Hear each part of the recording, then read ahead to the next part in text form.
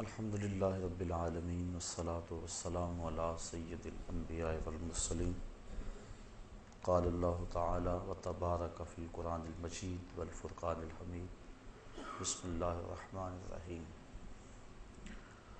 قل ان کان آباؤکم وابناؤکم واخوانکم وازواجکم وعشیرتکم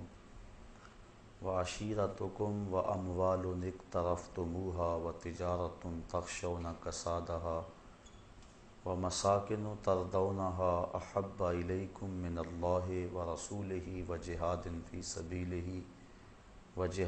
فی سبیلہ فتربصوا حتی یاتی اللہ بامرہ واللہ لا یہدی القوم الفاسقین۔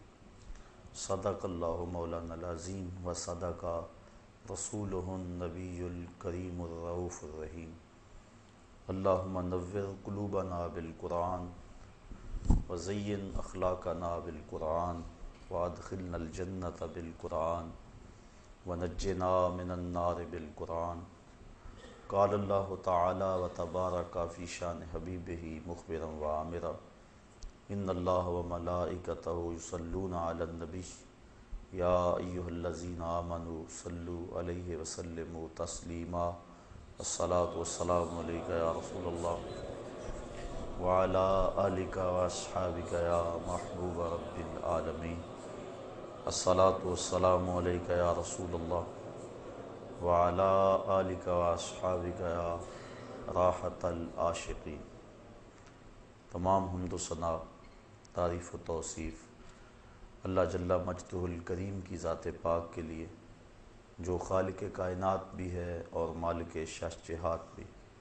اللہ جل وعلا کی حمد و ثنا کے بعد حضور نبی اکرم، شفیع امم، رسول محتشم، نبی مکرم، اللہ کے پیارے، امت کے سہارے، رب کے محبوب، دانائے غیوب، مالک رقاب امم، فخر عرب و عجم، والی کون و مکان، سیاہ لا مکان، سید انس و جان، سرور لالا رخاں، نیر تاباں، سرنشین مہوشاں، ماہ خوباں، شہنشاہ حسینہ، تتمہ دوراں، سرخیل زہرہ جمالاں، جلوہ صبح ازل، نور ذات لم یزل، باعث تکوین عالم، فخر آدم و بنی آدم، نیر بطحا، رازدار ما اوہا، شاہد ما طغا، صاحب علم نشرہ، معصوم آمنہ، احمد مجتبیٰ، حضرت محمد مصطفیٰ صلی اللہ علیہ وسلم کے حضور ناز میں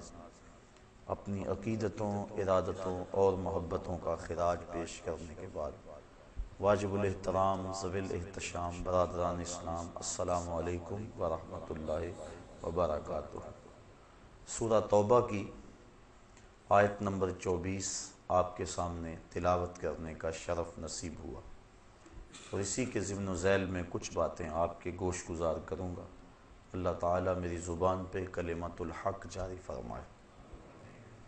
ارشاد فرمایا، قل ان کانا آباؤکم، اے حبیب فرما دو، اے لوگو، اگر تمہارے ماں باپ، آبا باپ لیکن طبعاً مائیں بھی شامل ہیں، و ابناؤکم اور تمہارے بیٹے اور ان کے اندر بیٹیاں بھی شامل، و اخوانکم اور تمہارے بھائی بہنیں بھی بھائیوں میں شامل، و ازواجکم اور تمہاری بیویاں، و عشیرتکم اور تمہارا قبیلہ، و اموال اقترفتموہا اور تمہارا کمائی کا مال، و تجارت تخشون کسادہا اور وہ مال تجارت جس پر تمہیں کساد بازاری کا ڈر لگا رہتا ہے، و مساکن ترضونہا اور تمہارے پسندیدہ گھر، احب الیکم من اللہ و رسولہ و جہاد فی سبیلہ،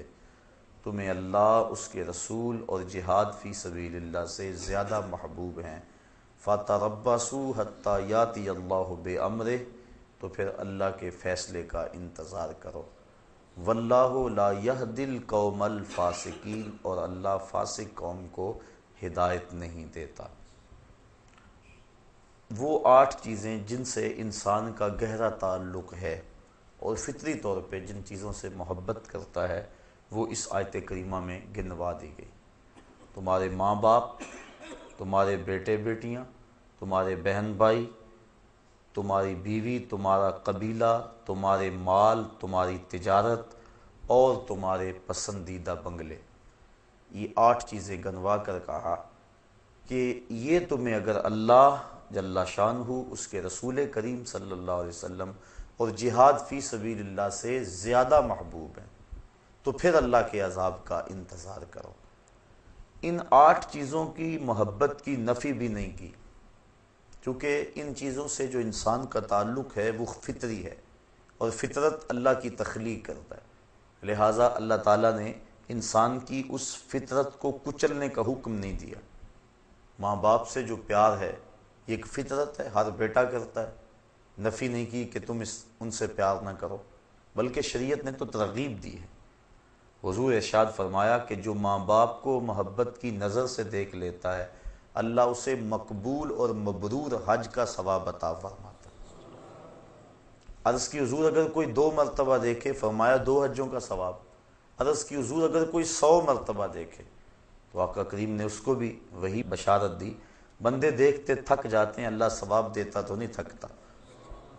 تو والدین کے چہرے کو محبت کی نظر سے دیکھنا یہ مبرور حج کا ثواب ہوتا ہے، اور انسان کو اس پہ اجر دیا گیا ہے۔ والدین کی خدمت کو ترجیحی بنیادوں پہ بیان فرمایا گیا۔ جب ایک شخص حضور کی خدمت میں حاضر ہوا، عرض کی حضور میں جہاد پہ جانا چاہتا ہوں، تو آقا کریم نے اس کو سوالن ارشاد فرمایا، احی والدا کا، کیا تیرے والدین زندہ ہیں؟ قال نعم، عرض کی ہاں حضور زندہ ہیں۔ قال ففیہما فجاہد، کہا ان کی خدمت کر، یہ تیرا جہاد ہے۔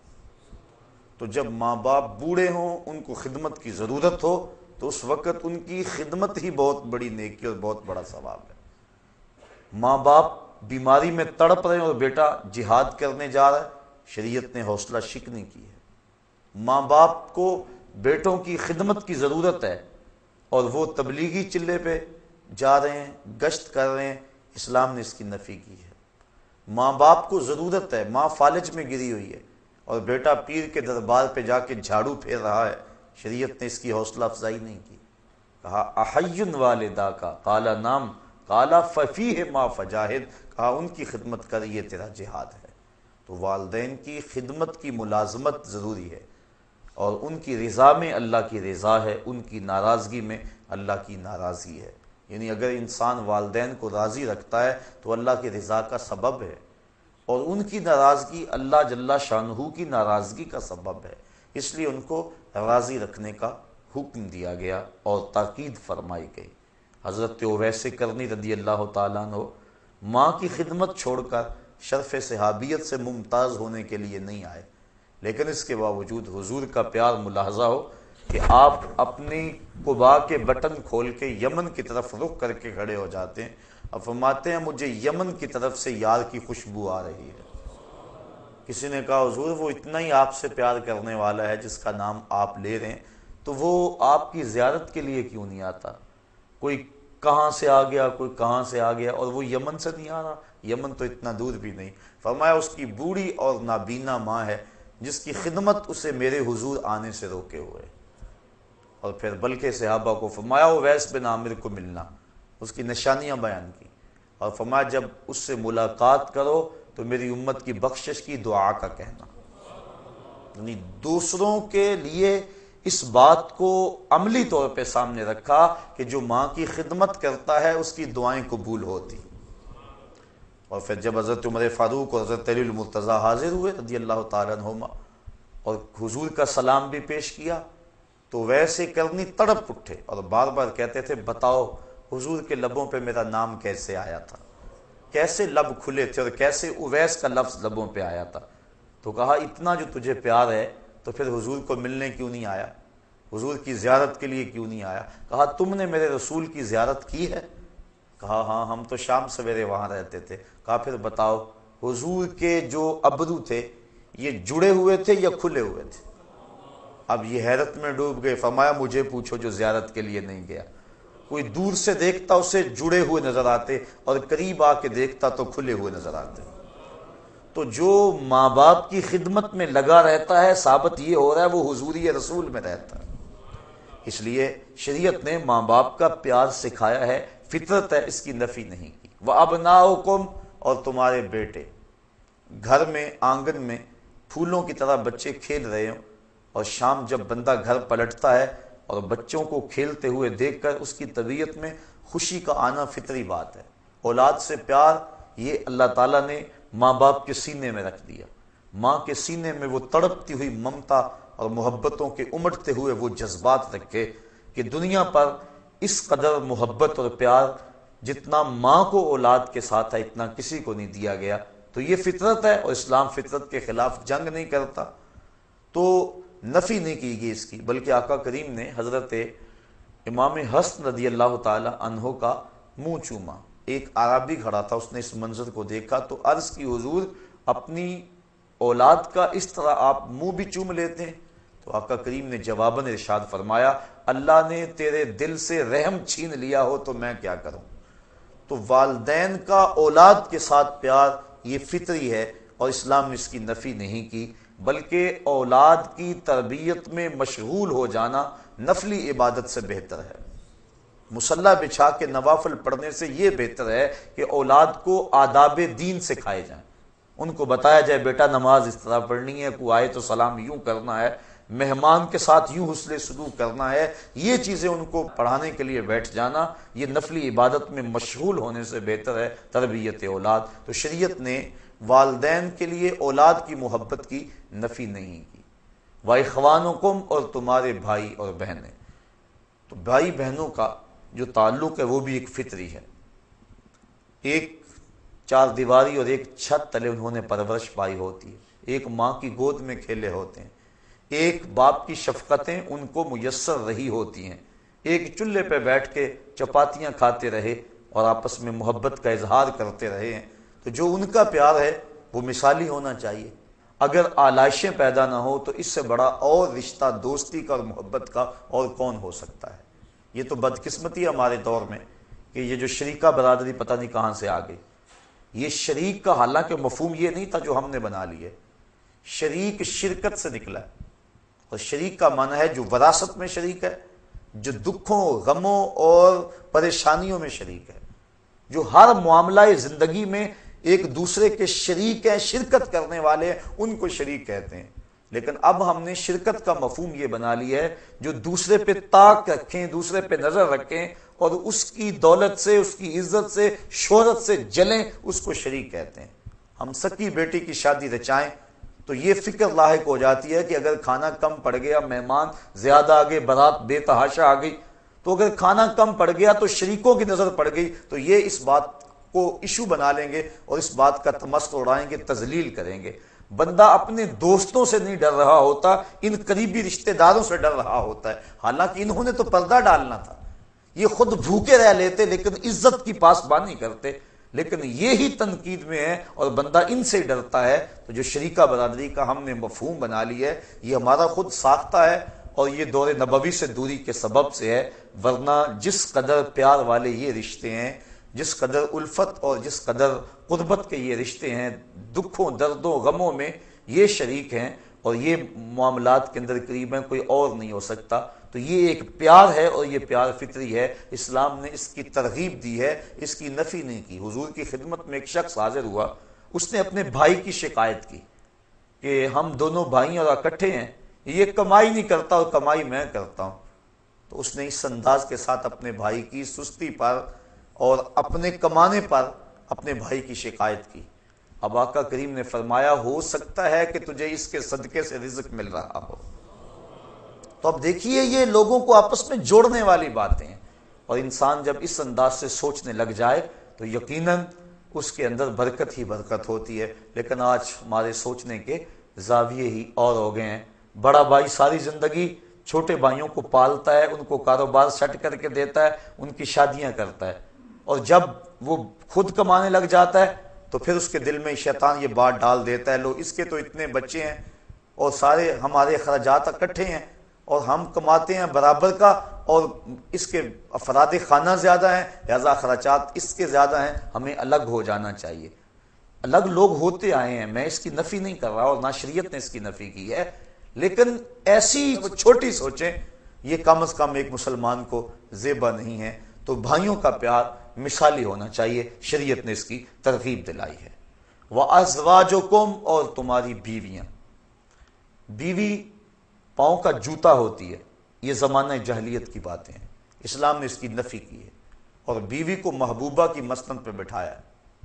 حضرت سیدہ عائشہ صدیقہ رضی اللہ تعالی عنہا کو حمیرہ کہہ کے حضور پکارتے تھے، حضرت خدیجۃ الکبریٰ کا کثرت سے تذکرہ کرتے، بلکہ حضرت عائشہ صدیقہ رضی اللہ تعالی عنہا فرماتی ہیں ایک دن مجھ سے نہ رہا گیا اور میں نے کہہ دیا حضور آپ اس بوڑھی عورت کا تذکرہ نہیں چھوڑتے، بڑھاپے کی وجہ سے جس کے ہونٹوں کے گوشے سرخ ہو چکے تھے۔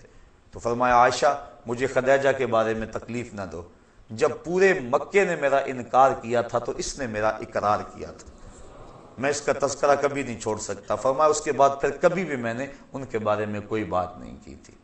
اور حضرت خدیجۃ الکبریٰ نے جب آخری وقت حضور سے چادر مانگی تو آقا کریم نے پوچھا کہ خدیجہ بتاؤ تو صحیح چادر کیا کرنی ہے؟ تو انہوں نے عرض کی حضور میرا وقت آخر ہے اور میری آرزو ہے کہ اس چادر سے مجھے کفن دیا جائے۔ اب بیوی سے بڑھ کر خامند کو کون جاننے والا ہوتا ہے؟ اب بیوی کہہ رہی ہے کہ میرے سرتاج کی، میرے خامند کی اگر چادر مجھ کو مل جائے تو میری نجات کے لیے یہ چادر ہی کافی ہے۔ یہ حضور کی عظمت پر کتنی بڑی دلیل ہے۔ اب حضور علیہ السلام جواباً کیا فرمایا؟ آقا کریم نے فرمایا خدیجہ تو نے تو چادر مانگی ہے، لو اردت جلدی لا آتیتک، اگر تو میری جلد بھی مانگتی میں وہ بھی اتار کے دے دیتا ہوں۔ حقوق نسواں کی بات کرنے والے کائنات کے اندر کوئی ایسی مثال تو لائیں کہ آقا کریم نے بیوی کو جس عزت کی مسند پہ بٹھایا اور کہا لو اردت جلدی لا آتیتک، تو یہ حضور کا ہی کمال ہے۔ تو اسلام نے بیوی کو محبوبہ کی مسند پہ بٹھایا، بلکہ نکاح سے قبل ترغیب دی، فانکحوا ما طاب لکم من النساء، عورتوں میں سے جو تم کو بھا جائے اس کے ساتھ نکاح کر لو۔ یعنی ترغیب نکاح میں بھی اس بات کو مد نظر رکھا گیا تاکہ تمہاری محبت کا رشتہ مستحکم رہے۔ تو یہ شریعت نے ترغیب دی، محبوبہ کی مسند پہ بٹھایا، نفی نہیں کی۔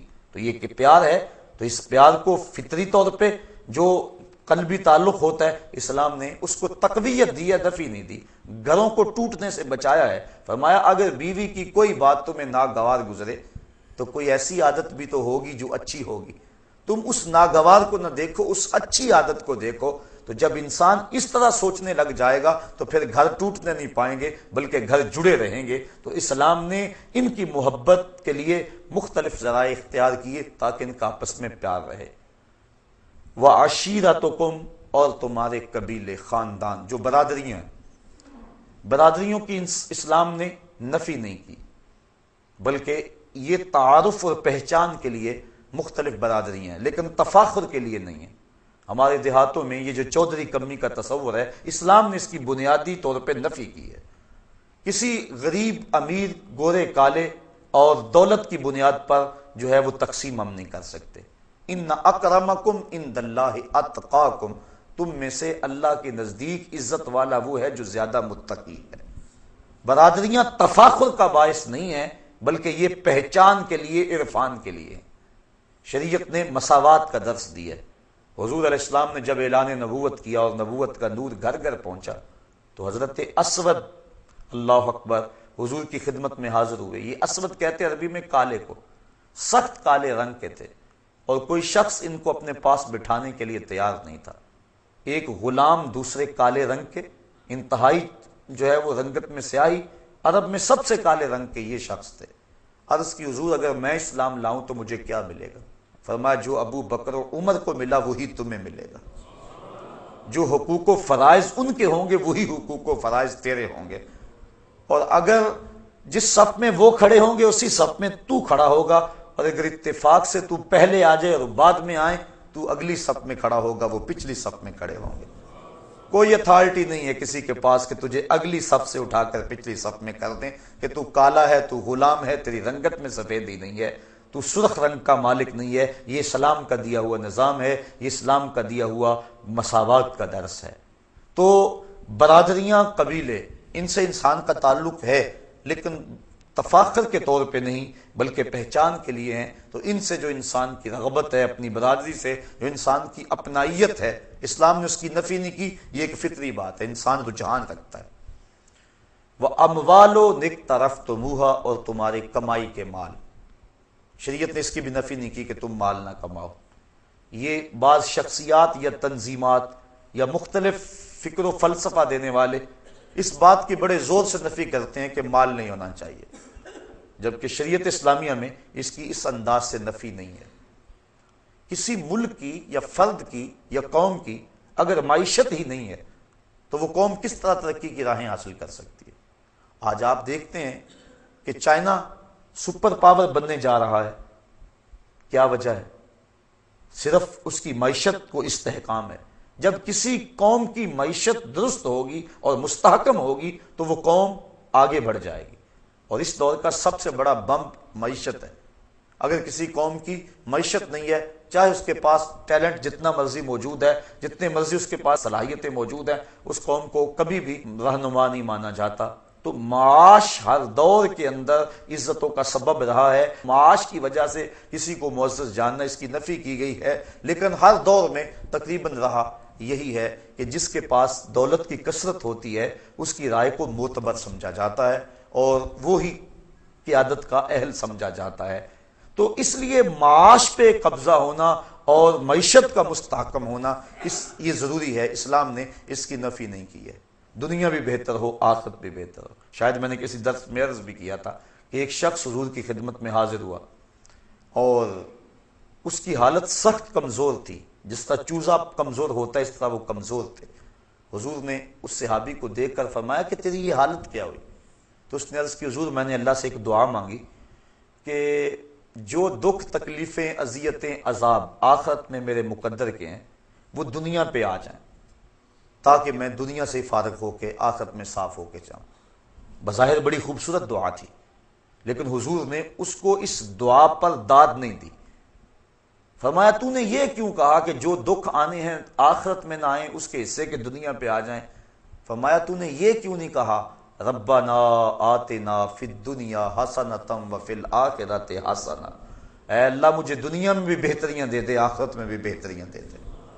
تو بندہ مومن دو جہانوں کی بہتریاں مانگتا ہے، یہ نہیں یہاں دب کے ہی رہیں، امریکہ کے تھلے لگ کے رہیں یہی ہمارا مقدور ہے، یہ مسلمان کا مزاج نہیں ہے۔ بلکہ مسلمان کا مزاج کیا ہے؟ هو الذی ارسل رسولہ بالہدی ودین الحق لیظہرہ علی الدین کلہ، اللہ نے رسول کو حق کے ساتھ مبعوث کیا ہے تاکہ یہ دین تمام دینوں پہ غالب آ جائے۔ غلبہ اسلام یہ ہمارا خواب ہے، اور اس کی تعبیر کے لیے ہم نے حالات کے مطابق ہر ذریعے کو جو شریعت کے کسی ضابطے سے نہ ٹکراتا ہو اسے اختیار کرنا ہوگا۔ لہٰذا اگر مال کی نفی کی جائے تو زکوٰۃ کہاں ہوگی؟ اگر مال کی نفی کر دی جائے تو حج پر جو استطاعت کی شرط ہے وہ پھر کس کھاتے میں جائے گی؟ اس لیے یہ ذہن دینا قوم کو، یہ سوچ دینی کہ جو ہے وہ مومن کا کیا تعلق مال سے، تجارت سے، کاروبار سے، یہ مسلمانوں کو کمزور کرنے والی بات ہے۔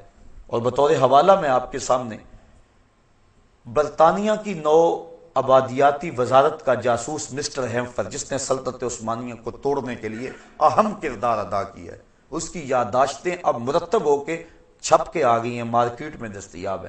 سلطنت عثمانیہ کو اس جاسوس نے اس پر محنت کی اور اس کے لیے اس نے بڑا ورک کیا، اور اس حکومت کو توڑنے کے لیے اقبال بھی چیخا تھا، دیکھ مسجد میں شکست رشتہ تسبیح شیخ، اور بت کدے میں برہمن کی پختہ زناری بھی دیکھ، چاک کر دی ترک نادان خلافت کی قبا، سادگی مسلم کی دیکھ اوروں کی عیاری بھی دیکھ۔ تو وہ جو مسٹر ہیمفر تھا جس نے کام کیا برطانوی نوآبادیاتی وزارت کے جاسوس کے طور پہ یہاں عرب میں، تو اس نے بیان کیا اپنی یادداشتوں کے اندر کہ مجھے 15-16 پوائنٹس پہ کام کرنے کا کہا گیا اور اس پہ میں نے کام کیا۔ ان میں سے 2 چیزیں یہ تھیں کہ مسلمانوں کو یہ ذہن دینا کہ تمہارا کاروبار اور تجارت سے تعلق نہیں ہے، تم اللہ والے لوگ ہو، تسبیح پکڑو اور کسی حجرے میں بیٹھ جاؤ۔ یہ چیز راسخ کرنی تاکہ قوم کا زیادہ حصہ اس سمت آ جائے اور قوم مفلوج ہو جائے۔ اور دوسرا یہ ذہن دینا کہ تمہارا سیاست سے تعلق نہیں ہے، اور سیاست کو دین سے الگ کر کے پیش کیا جائے، تاکہ جو علماء اور مشائخ کا طبقہ ہے، جو قائدین ہیں، اور وہ اس سے دستبردار ہو جائیں اور قوم سیاست سے الگ تھلگ ہو جائے، اور ان لوگوں کے ہاتھ میں سیاست رہے کہ جو مذہبی حمیت اور غیرت نہیں رکھتی، تو نتیجتاً ان سے حکومت چھیننا اور ان کے اوپر جو یلغار ہم کرنا چاہ رہے ہیں وہ ان کے اوپر آسان ہو جائے۔ تو وہ کہتا ہے مجھے ان 16-17 کاموں میں سے 2 کام یہ سونپے گئے تھے، اور اس نے پوری شدت اور پوری محنت کے ساتھ اس پہ کام کیا کہ مسلمانوں کو ذہن دیا جائے کہ تمہارا تجارت سے کیا غرض، کاروبار سے کیا غرض، اور تمہارا سیاست سے کیا غرض، تم سیاسی نہیں ہوتے ہو۔ آج بھی ہم میں سے کئی لوگ ہیں جو کہتے ہیں ہم غیر سیاسی ہیں۔ مسلمان قدم قدم پہ سیاسی ہے، وہ سوچتا ہے عالم اسلام کے فروغ کے لیے، عالم اسلام کی بقا کے لیے، عالم اسلام کو تمام ادیان پہ غالب کرنے کے لیے، دین اسلام کو وہ منصوبہ بندی کرتا ہے، اور یہ اس کی سیاست ہے۔ سیاست مدن ہو، تدبیر منزل ہو، یا کہ جو ہے وہ ملکی لیول یا عالمی لیول کی سیاست ہو، اس کا ذہن ہوتا ہے عملی طور پہ یہ الیکشن لڑنا، اور یہ جو ہے وہ الیکشن بازی، ہم تو اسے سیاست سمجھ لیا ہے۔ یہ نہیں ہے، بلکہ انسان کی سوچ وسیع ہونی چاہیے، اور اس کا یہ ذہن اور اس کی سوچ ہونی چاہیے کہ میں نے پورے نظام کو بدل کے کوشش کر کے اسلامی انقلاب ہے اس کی راہ ہموار کرنی ہے، اور اگر اس کی یہ سوچ ہوگی تو نتیجتاً اس کے فوائد اس کو بھی نصیب ہوں گے اور امت کو بھی نصیب ہوں گے۔ تو یہ ذہن دینا کہ مسلمانوں کو غرض نہیں ہے، اسلام نے اس کی کوئی ترغیب نہیں دی۔ تو کہا وَأَمْوَالُ نِقْتَرَفْتُمُوهَا، تمہاری کمائی کے مال کماؤ، زیادہ زیادہ کماؤ، لیکن شرط لگائی حلال کماؤ، حرام کا ایک پائی پیسہ بھی تمہارے قریب نہ آنے پائے۔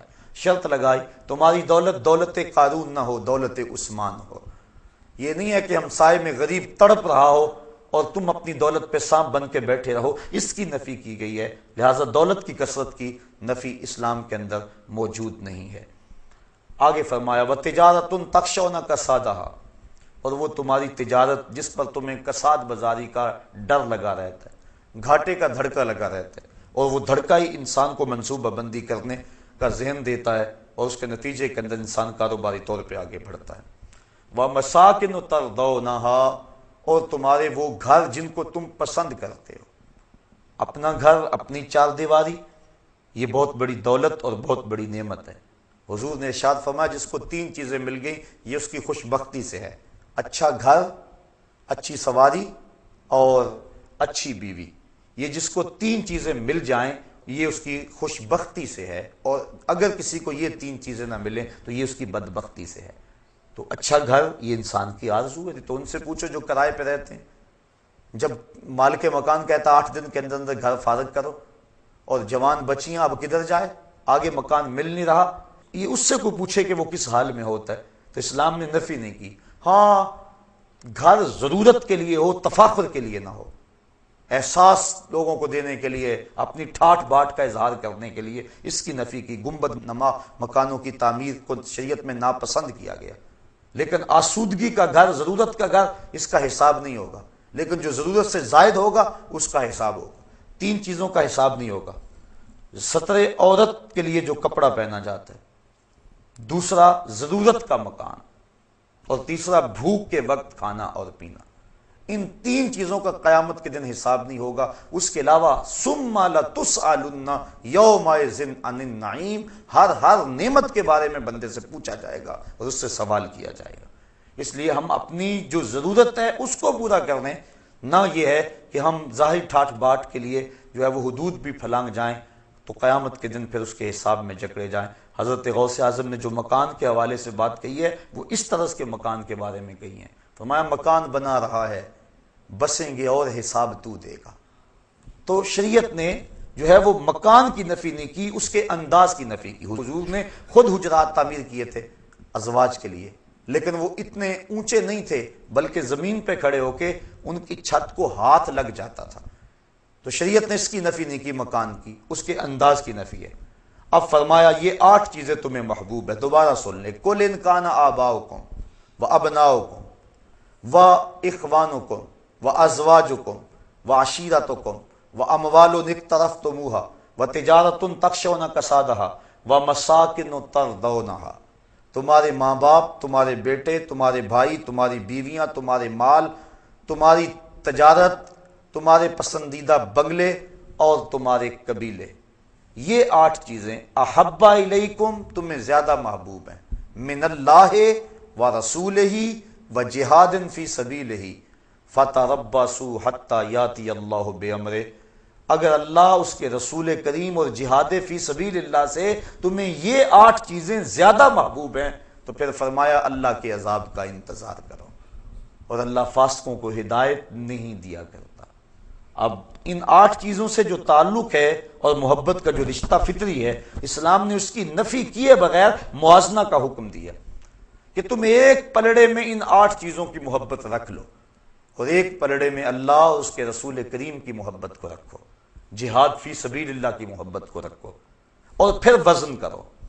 اگر جہاد فی سبیل اللہ، رسول کریم اور اللہ جل شانہ کی محبت کا پلڑا وزن پہ ہے، اور یہ اس مقابلے میں کوئی حیثیت نہیں رکھتی 8 چیزیں، تو پھر تشکر کے سجدے کرو کہ مالک کی کرم نوازی ہو گئی۔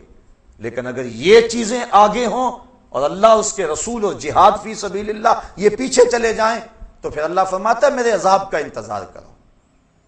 اب میں اور آپ نے اپنے آپ کو اپنے ضمیر میں خود عدالت لگا کے ترازو گاڑ کے ہم دیکھ سکتے ہیں کہ ہم کس سمت ہیں اور ہمارا وزن کس پلڑے میں جاتا ہے۔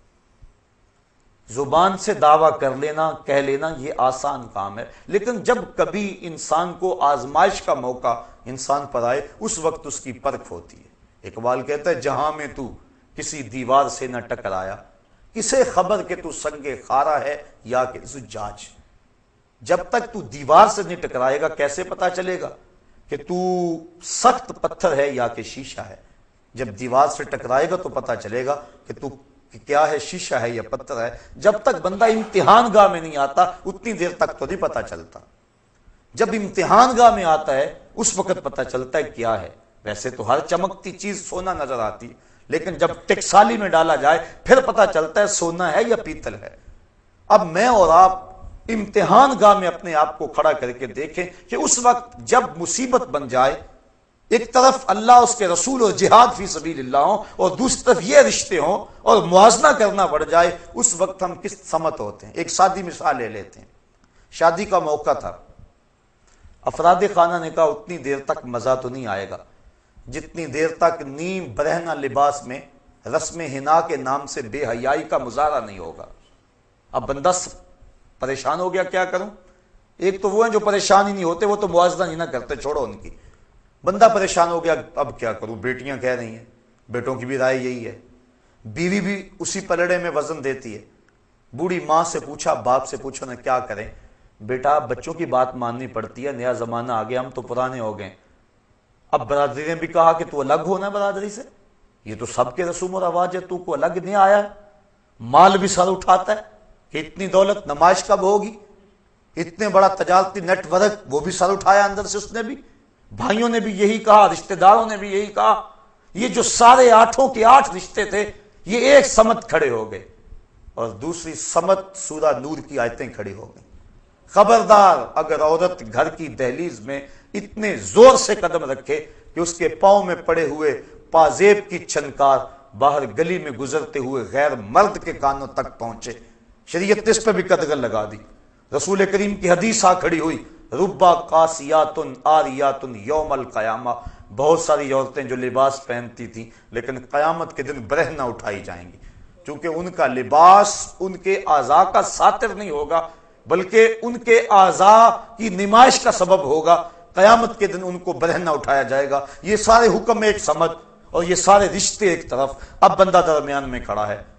اب پتا چلے گا نا کہ وہ زبان سے جو دعویٰ عشق رسول کرتا تھا، محبت الہی کا جو دعویٰ کرتا تھا، جو پیار کا دعویٰ کرتا تھا، اللہ اس کے رسول سے محبت کا دم بھرتا تھا، اب وہ کس سمجھ جاتا، اس کا وزن کس پڑے میں جاتا ہے۔ اگر وہ کہتا ہے کہ اب کیا کروں جی، مجبور ہوں، حالات ایسے ہیں، کوئی مانتا نہیں ہے، اور خوبی اس راہ کا مسافر بن گیا، تو ہم سمجھیں گے یہ زبانی جمع خرچ تھا۔ دعویٰ عشق رسول صرف زبان تک محدود تھا، اندر نہیں اترا عشق اس کے۔ اور اگر اس نے کہا میاں تیرے سارے رشتوں کو میں نے راضی کیا، تو کہتا تھا اگر ماموں ناراض رہا تو شادی کا مزہ نہیں آئے گا، چونکہ ماں کے چہرے پہ اداسی ہوگی۔ میں ساری رات ہاتھ جوڑ جوڑ کے اس کو منایا کہ نہیں؟ اگر چچا ناراض رہے تو لطف نہیں آئے گا، میں نے اس کو راضی کیا، فلاں ناراض رہا تو لطف نہیں آئے گا، میں نے سب کو راضی کیا، ہاتھ جوڑ جوڑ کے منایا، اور میں نے تیرے سارے رشتوں کو منا دیا، اور کیا گنبد خضرا کا مکین ناراض ہو جائے؟ بھلا ہو سکتا ہے کہ میں شادی میں حضور کو ناراض کر لوں، اللہ اس کے رسول کو ناراض کر لوں؟ تو یہ کبھی نہیں ہو سکتا۔ وہ ڈٹ کے کھڑا ہو گیا، جب یہ ڈٹ کے کھڑا ہو گیا اللہ کے فرشتے بھی نازل ہوئے اور اس پر مدد ہوئی، اور یہ سارے پلٹ کے اس کی سمت آ گئے، اس کو سرخروئی بھی ملی، عزت بھی ملی، اور اللہ اس کے رسول کا ساتھ اور رسول کی محبت بھی نصیب ہوئی۔ یہ تھا اس کا امتحان۔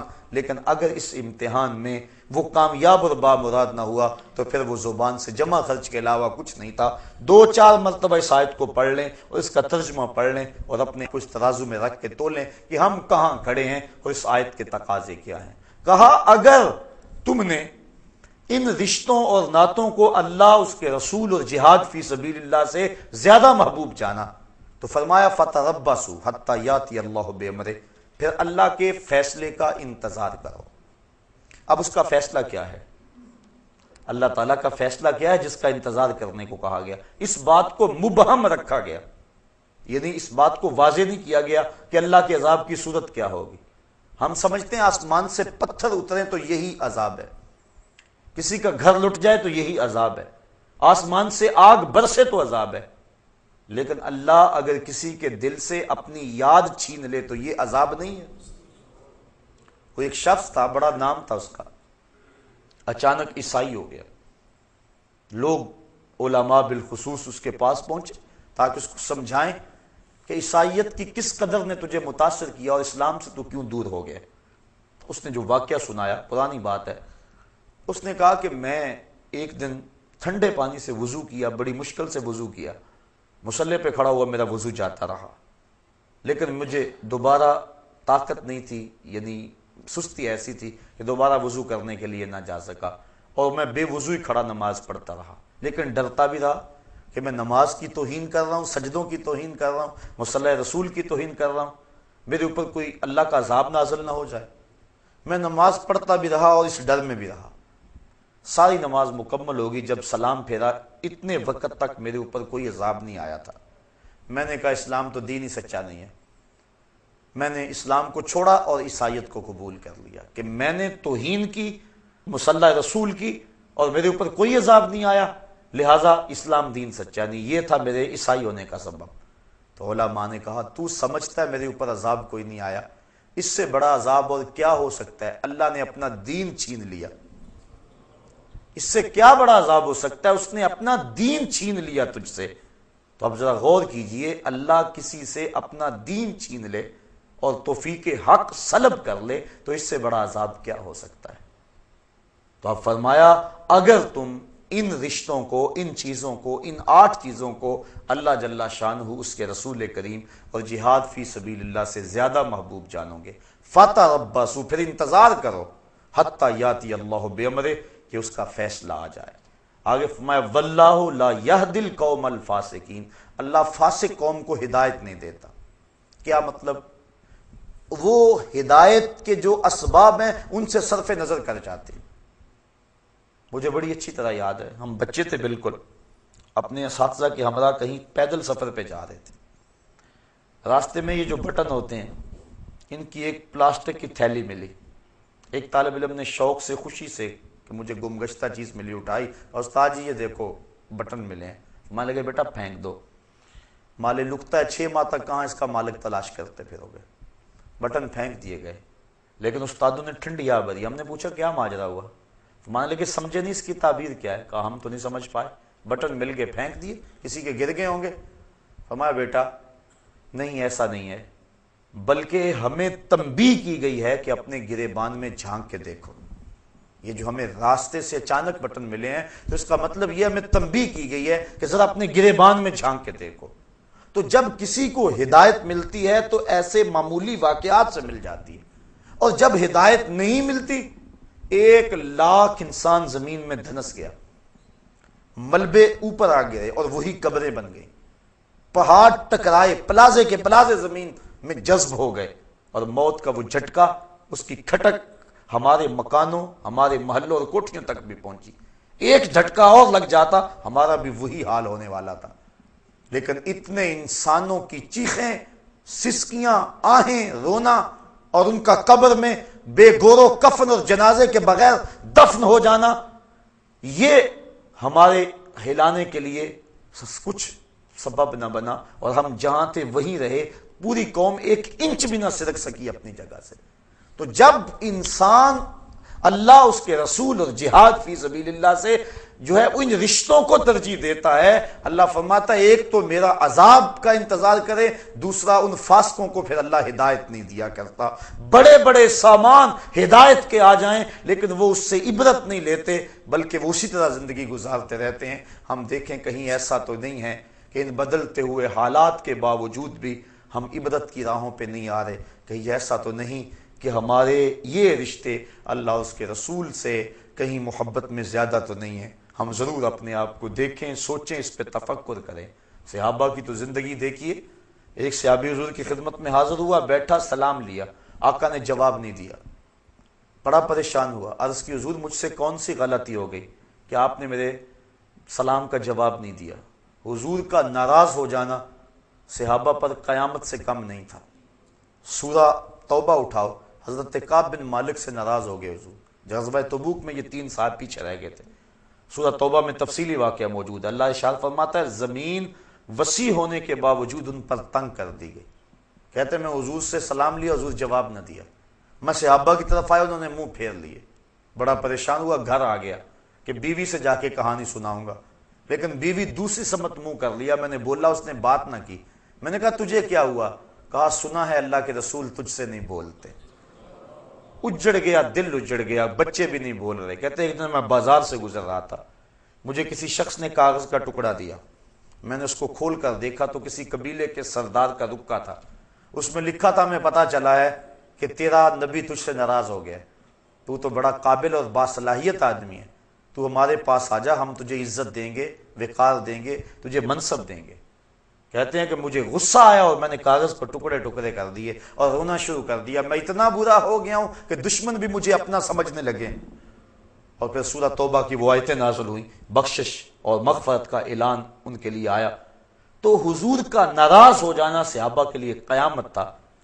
حضور نے سلام نہ دیا، وہ پریشان ہو گیا، عرض کی حضور کون سی میرے سے خطا سرزد ہو گئی؟ آقا نے اس کے ہاتھ کی طرف اشارہ کیا، سونے کی انگوٹھی پہنی تھی، اس نے اتار کے پھینک دیا، چونکہ ان الذھب والفضۃ حرام لذکور امتی، سونا اور چاندی میری امت کے مردوں کے لیے جائز نہیں ہے، عورتوں کے لیے یہ دونوں دھاتیں جائز ہیں، اور مردوں کے لیے صرف 4.5 ماشے سے چاہے رتی بھر کام ہو، پورے 4.5 ماشے نہ ہو، چاندی کی 1 انگوٹھی مرد کے لیے جائز ہے، اس کے علاوہ سونا چاندی کسی صورت میں بھی مرد کے لیے جائز نہیں ہے، منع کر دیا گیا، روک دیا گیا۔ اب اس نے انگوٹھی اتاری اور پھینک دی، حضور نے سلام کا جواب دے دیا، گفتگو ہوتی رہی، جب لوگ اٹھ کے جانے لگے یہ بھی اٹھ کے چل دیا، کسی نے کہا جناب انگوٹھی تو اٹھا لو، قیمتی ہے، سونے کی ہے، تم نہ پہننا، بیوی کو دے دینا، وہ اس کے لیے تو جائز ہے۔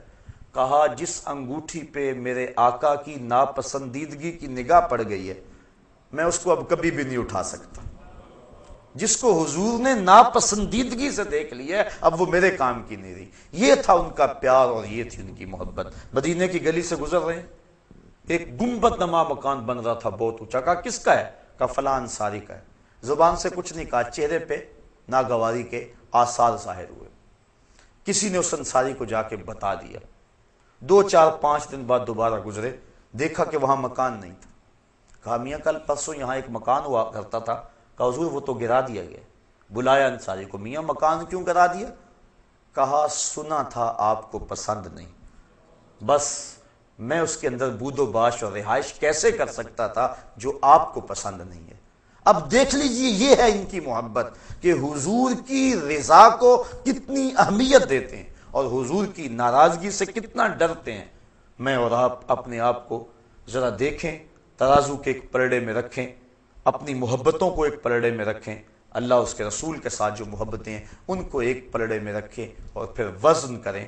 اور اس آیت کو سورہ توبہ کی آیت نمبر 24 ہے، کسی بھی مترجم کا ترجمہ پڑھ کے دیکھ لیں اور دیکھیں کہ قرآن کیا کہہ رہا ہے۔ ترجمہ پھر سن لیں، قل ان کان آباؤکم، حبیب فرما دو اگر تمہارے ماں باپ وابناؤکم تمہارے بیٹے، واخوانکم تمہارے بھائی، وازواجکم تمہاری بیویاں، وعشیرتکم تمہارے قبیلے، واموال اقترفتموہا تمہارے کمائی کے مال، وتجارت تخشون کسادہا اور تمہاری وہ تجارت جس پر کساد بازاری کا ڈر لگا رہتا ہے، ومساکن ترضونہا اور تمہارے پسندیدہ گھر، احب الیکم تمہیں زیادہ محبوب ہیں، من اللہ ورسولہ وجہاد فی سبیلہ اللہ، اس کے رسول اور جہاد فی سبیل اللہ سے، فتربصوا تو پھر انتظار کرو، حتی یاتی اللہ بامرہ کہ اللہ کا فیصلہ آ جائے، واللہ لا یہدی القوم الفاسقین اور اللہ فاسق قوم کو ہدایت